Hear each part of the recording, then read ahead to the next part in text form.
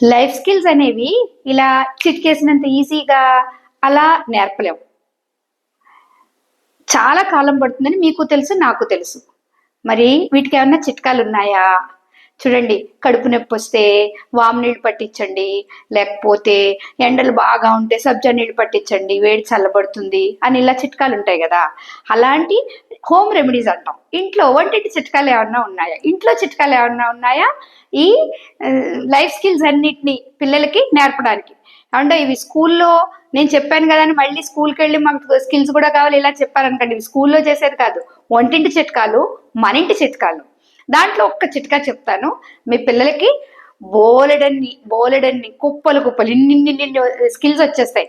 బోలెడు నైపుణ్యాలు వచ్చేస్తాయి. మీరే ఆశ్చర్యపోతారు. ఏమిటి ఇంత మార్పు వచ్చేసింది మా పిల్లల్లో అని. ఏంటో చెప్పమంటారా? చాలా సింపుల్ అండి. ఈ చిట్కా పాటించడానికి నలుగురు కావాలి. చుట్టూరు చూడటానికి ఇంకొక నలుగురు కావాలి. 8 మంది. ఒక రోజులో 45 నిమిషాల టైం కావాలి. 8 మంది కావాలి, 45 నిమిషాల టైం కావాలి. చాలా సింపుల్ అండి.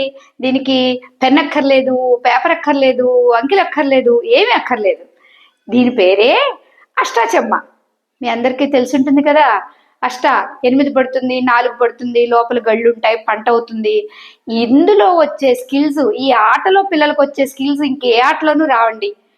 అమ్మలు కష్టపడక్కర్లేదు, అమ్మమ్మలు కష్టపడక్కర్లేదు. ఇంట్లో ఉన్న వాళ్ళందరూ జాగ్రత్తగా కూర్చుని ఒక్క అరగంట నుంచి 45 నిమిషాలు వాళ్ళతో ఆడితే ముందుకెలా వెళ్ళాలి, అష్టానో చెమ్మానో పడితే బాధపడకుండా ఎలా ఉండాలి, మళ్ళీ వస్తుందని ఎలా ఎదురు చూడాలి, మనకు నచ్చిన వాళ్ళకి అప్పు ఎలా ఇవ్వాలి, మనకు నచ్చిన వాళ్ళ దగ్గర అప్పు ఎలా తీసుకోవాలి, మనకు అష్టా వస్తే పక్కోడికి ఎంత సాయం చేయొచ్చు, ఎలా రిక్వెస్ట్ చేయొచ్చు, ఇవన్నీ వచ్చేస్తాయి.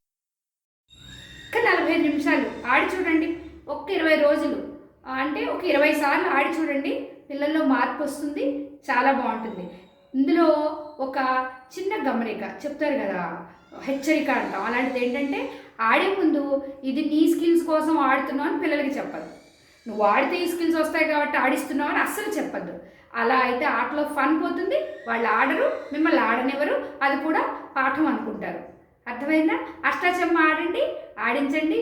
ఇంకా మీ దగ్గర ఒక 10-15 డేస్ రివోక్ అయ్యేదాకా టైం ఉంది కదా. నాకు మీరు ఎలా ఎంజాయ్ చేశారో కమెంట్ చేయండి. Thank you.